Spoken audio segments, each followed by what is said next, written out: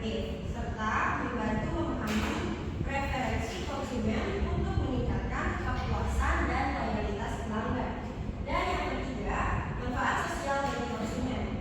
Nah, penelitian ini membantu konsumen memahami faktor-faktor penting dalam membeli properti sehingga dapat membuat keputusan pembelian yang lebih bijaksana dengan mempertimbangkan keseimbangan harga dan kualitas properti.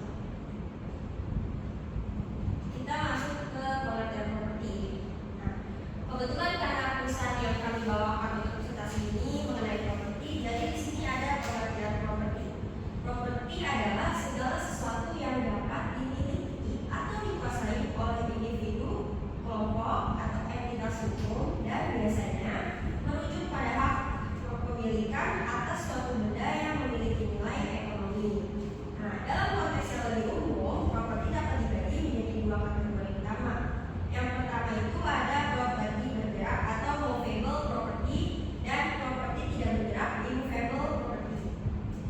Namun dalam konteks yang lebih spesifik dan populer, properti sering merujuk pada real estate atau tanah dan bangunan.